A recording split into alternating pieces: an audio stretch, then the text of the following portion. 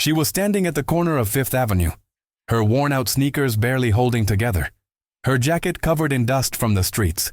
What happened next would shake an entire city. This is the story of how one woman turned humiliation into power, and how those who laughed at her would soon be begging for forgiveness. Get ready, because this journey will change the way you see justice forever. If you like stories like this, comment "I like it." Leave your like and subscribe to the channel so you don't miss the next ones.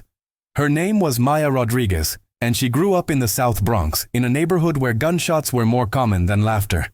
Her mother, Isabella, worked 3 jobs just to keep food on the table. Her father had left when Maya was only 4 years old, leaving behind nothing but empty promises and unpaid bills. Maya remembered those nights when her mother would come home at 2 in the morning, her hands cracked and bleeding from cleaning office buildings downtown.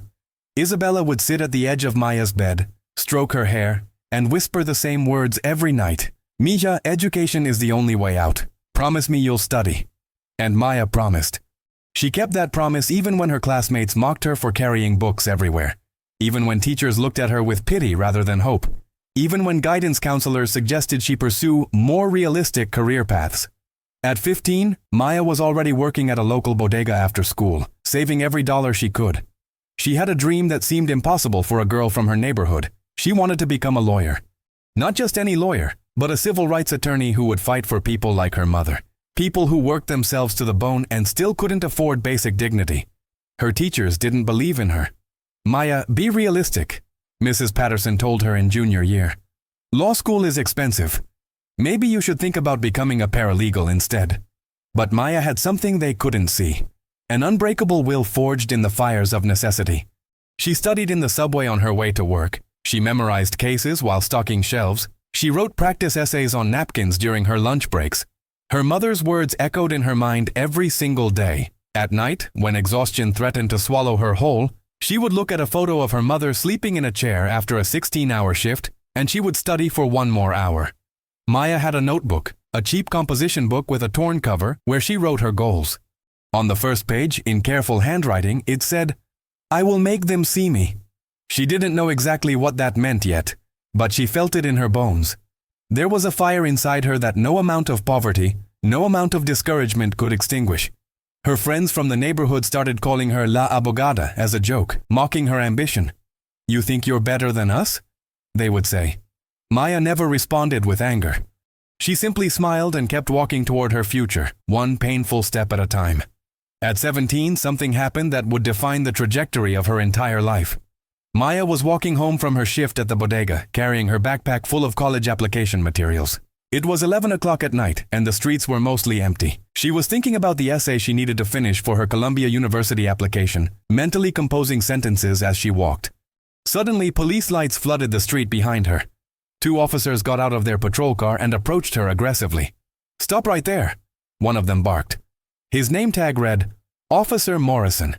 He was a large man with cold eyes and a smirk that suggested he enjoyed his authority a little too much. Maya stopped, her heart pounding. She had done nothing wrong, but she knew that didn't always matter in her neighborhood. "What's in the bag?" Officer Morrison demanded. "My school books and some college applications," Maya answered calmly, though her hands were shaking. The second officer, Officer Davis, laughed. "College applications? You?" Morrison grabbed her backpack and dumped its contents onto the wet pavement. Maya's carefully organized papers scattered everywhere, getting soaked in a puddle. Her personal statement, which she had spent weeks perfecting, landed in dirty water.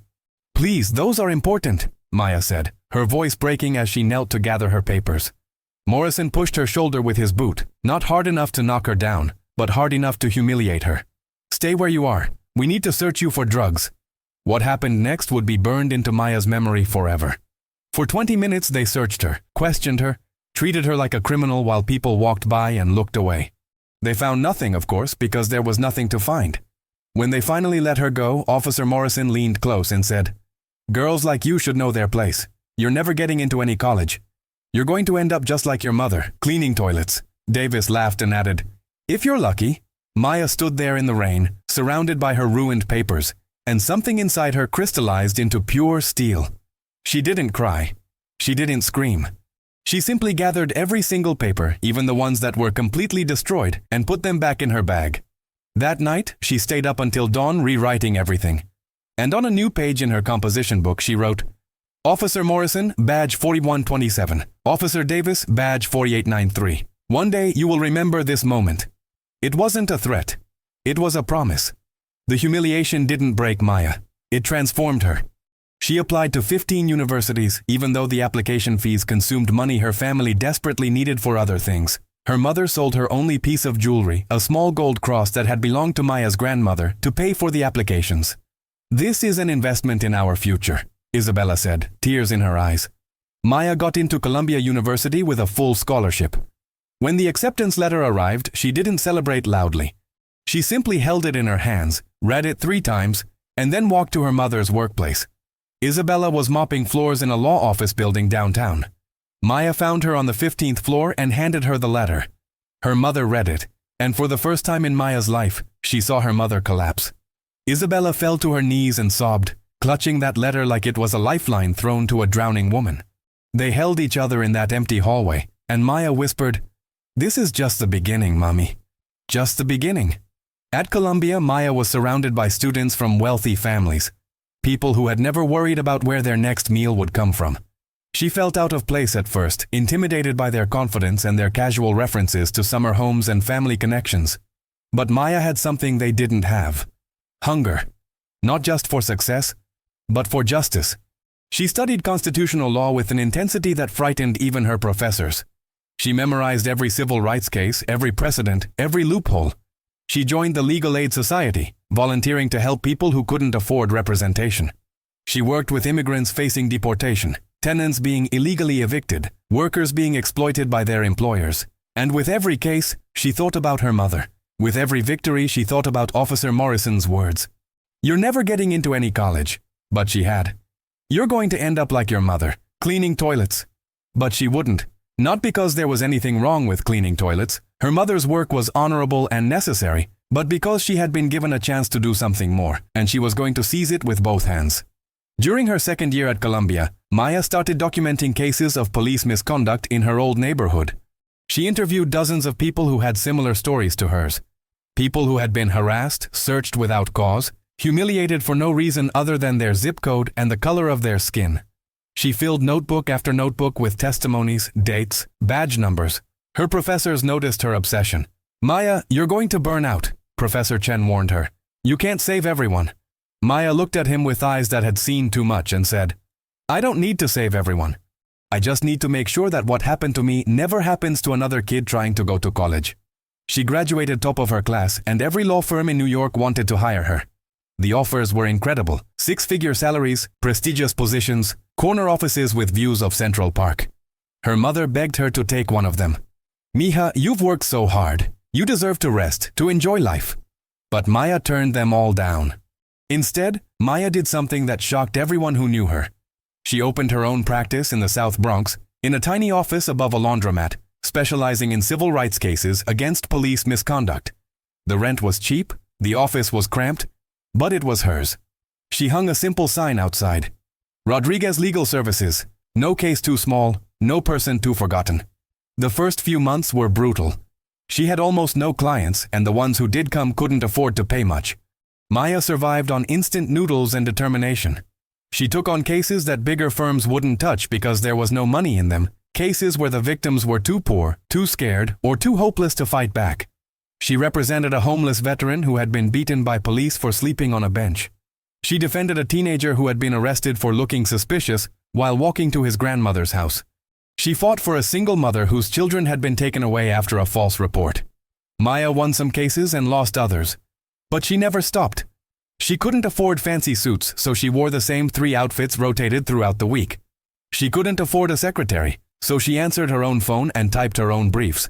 She couldn't afford a car, so she took the subway to every courthouse, every police station, every meeting, carrying stacks of files in reusable shopping bags. Other lawyers mocked her. "The little crusader from the Bronx," they called her. "She'll be bankrupt in a year." But Maya had learned long ago not to care what people thought. She had a mission, and nothing was going to stop her. Then, 3 years after opening her practice, she got the case that would change everything. A 15-year-old girl named Sophie Martinez came into her office with her grandmother. Sophie had been stopped by police while walking home from school, searched aggressively, and when she protested, she was arrested for resisting arrest. During the arrest, an officer had injured her shoulder so severely that she needed surgery. The family had no money for a lawyer. Every attorney they contacted told them the case was too difficult, that suing the police department was nearly impossible, that they should just accept a small settlement and move on. But Maya looked at Sophie and saw herself at 17, papers scattered in the rain, dignity trampled. "Tell me everything," Maya said, and Sophie told her everything, including the names of the officers involved. When Sophie said the name of the lead officer, Maya's hand stopped writing. Officer James Morrison. Badge 4127. 8 years had passed, but Maya had never forgotten. That night Maya pulled out her old composition book from college, the one where she had written those badge numbers. She stared at the page for a long time, and then she made a decision. This wasn't about revenge. This was about justice. She was going to take this case, and she was going to win. Maya threw herself into Sophie's case with everything she had. She worked 18-hour days, interviewing witnesses, reviewing body camera footage, filing motion after motion. She discovered that Officer Morrison had a history of complaints, 17 formal complaints over 8 years. But somehow nothing had ever been done about it. The police union protected him, the department buried the reports, and victims like Sophie were left with no recourse. Maya found other victims, people Morrison had harassed over the years. She tracked them down one by one, many of them scared to come forward, terrified of retaliation. "I know you're afraid," Maya told each of them. I was afraid too. But fear is what they count on. They think we'll stay silent forever. They think we'll just accept it. One by one, people agreed to testify.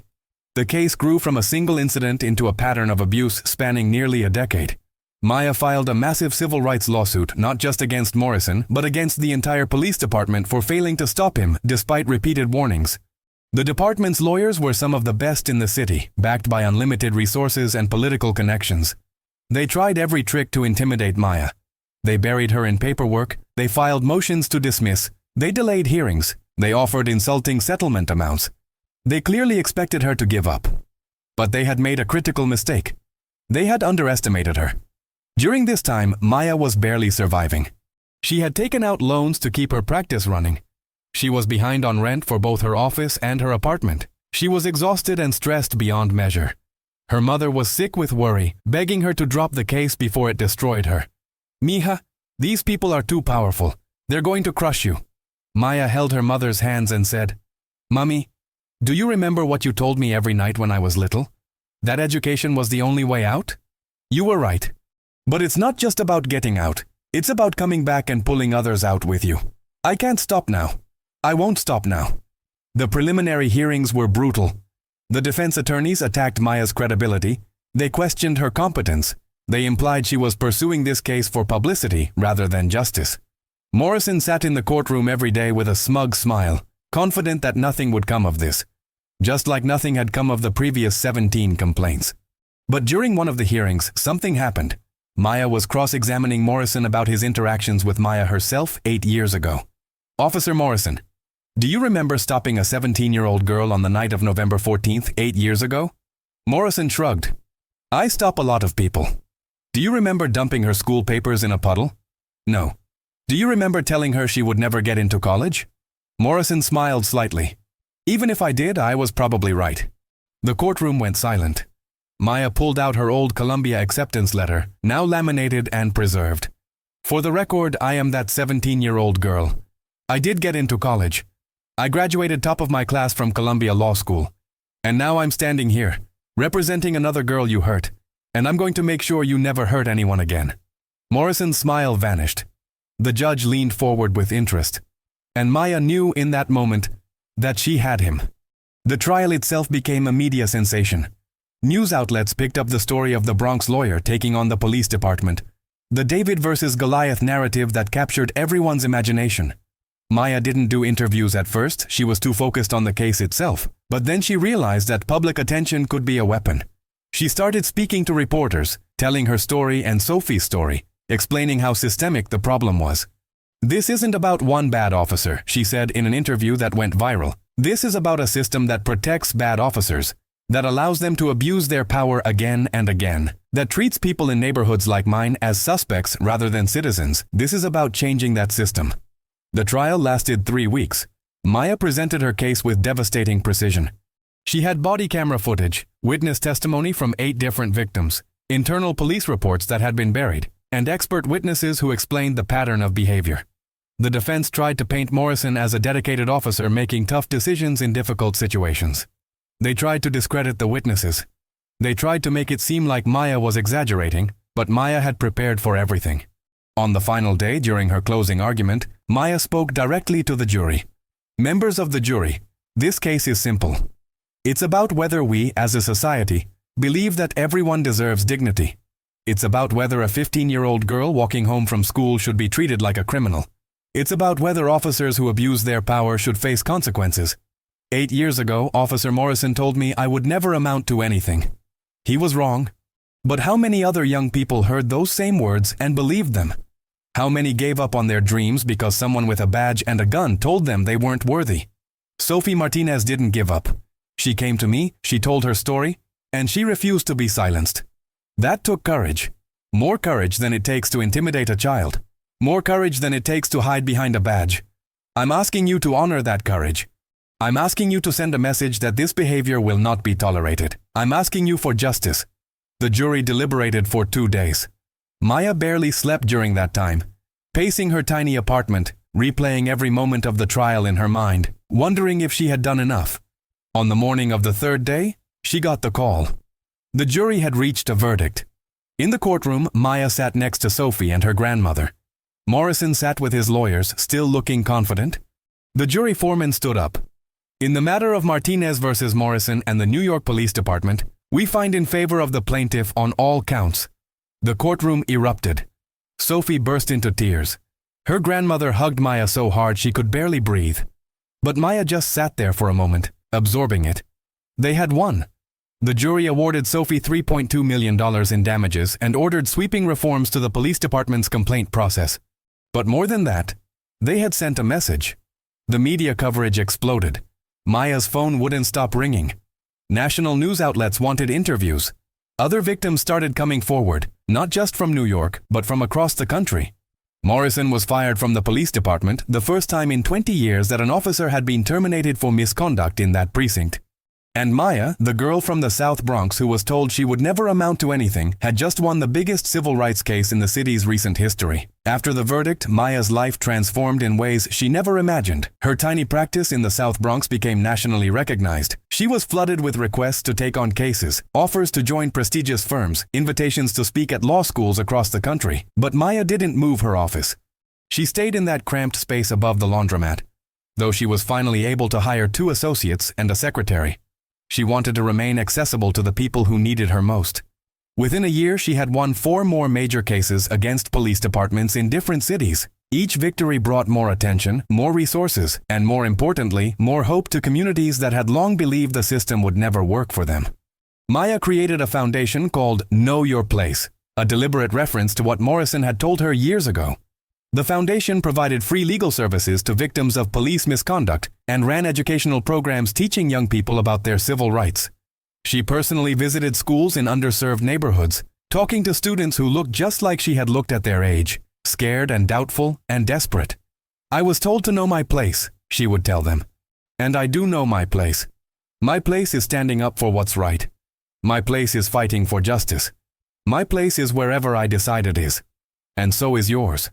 The foundation helped hundreds of people in its first year. Maya trained other young lawyers, many of them from backgrounds similar to hers, creating a network of advocates who understood the communities they served. She turned down offers from major firms that would have made her wealthy beyond her dreams. When asked why, she simply said, "I didn't do this for money. I did this because someone needed to." 3 years after the verdict, the police department implemented comprehensive reforms based on recommendations from Maya's case. Every officer now wore body cameras that couldn't be turned off. There was an independent review board for complaints, and there were mandatory training sessions on civil rights and de-escalation. It wasn't perfect, but it was progress. Maya kept the laminated Columbia acceptance letter on her desk, next to a photo of her mother. Isabella had been able to quit one of her 3 jobs and finally had time to rest. Maya made sure her mother wanted for nothing. You invested in me, Maya told her. Now it's my turn to invest in you. But perhaps the most meaningful moment came on a rainy evening, 4 years after the trial. Maya was leaving her office when she saw a young woman standing outside, looking nervous. The woman was about 17, wearing a school uniform and carrying a backpack. Are you Maya Rodriguez? The girl asked. I am. I saw your interview online, the one where you talked about what happened when you were my age. The girl's voice cracked. Something similar happened to me last week. The police stopped me. They were rough with me. They said horrible things. I was going to just forget about it. But then I saw your story and I thought maybe I don't have to just accept it. Maya felt her throat tighten with emotion. She put her hand on the girl's shoulder. What's your name? Jasmine. Jasmine, come inside. Tell me everything, and I promise you, we're going to make sure this doesn't happen to you or anyone else again. As they walked into the office together, Maya thought about 17-year-old Maya, standing in the rain with her ruined college applications. She thought about Officer Morrison's cruel words. And she thought about how that moment of humiliation had ultimately led her to this moment of purpose. Sometimes the worst moments of our lives become the foundation for our greatest achievements. Friends, this story teaches us something that many people forget. The world will judge you by your circumstances, by where you come from, by what you look like. People will try to tell you what your place is, where you belong, what you're capable of. But here's the truth that nobody can take away from you. Your worth is not determined by what others think of you. Your future is not limited by their imagination. Maya didn't wait for permission to pursue her dreams. She didn't apologize for wanting more. She simply worked in silence while everyone doubted her. And when they finally looked up, she had already changed the system they thought was unchangeable. The officers who humiliated her believed she was powerless. They were wrong. The lawyers who mocked her believed she would fail. They were wrong. The system that was designed to protect those in power believed it was untouchable. It was wrong. Because Maya had something more powerful than connections or money or privilege. She had purpose. She had a promise she made to herself. She had the memory of her mother's hands, cracked and bleeding from hard work, to remind her why she couldn't give up. And she had the courage to transform pain into power, humiliation into motivation, anger into action. This story isn't just about police misconduct or civil rights law. It's about what happens when someone who has been told they are nothing decides to prove everyone wrong. It's about the quiet strength it takes to keep going when the entire world seems designed to stop you. It's about refusing to accept the limitations others try to place on your life. The question that remains is, what are you building while nobody is watching? What promise have you made to yourself? What injustice has lit a fire inside you that refuses to go out? Because success isn't about getting revenge on those who doubted you. Success is about becoming so focused on your mission that their opinions become irrelevant. It's about understanding that the people who try to keep you down are usually afraid of what you might become if you rise up. Maya could have taken that 6-figure salary and walked away from the struggle. She could have moved to a wealthy neighborhood and forgotten where she came from. She could have focused only on her own comfort and security. But she made a different choice. She chose to go back. She chose to fight. She chose to be the person she needed when she was 17 years old. And in making that choice, she didn't just change her own life. She changed the lives of thousands of people who finally had someone willing to stand up for them. She changed a system that seemed unchangeable. She proved that one person with courage and conviction can make a difference even against institutions that seem all-powerful. So when someone tries to tell you to know your place, remember Maya. Remember that your place is wherever you decide to stand. Remember that the limitations they try to put on you are their limitations, not yours. Remember that the most powerful thing you can do is prove them wrong, not with words, but with actions, not with anger, but with excellence, not with revenge, but with results. And maybe, just maybe, years from now, you'll look back and realize that the moment they tried to break you was actually the moment you became unbreakable. Maybe you'll realize that their doubt became your fuel, their mockery became your motivation, and their cruelty became your calling. Because that's what happens when you refuse to accept their version of your story and decide to write your own ending instead.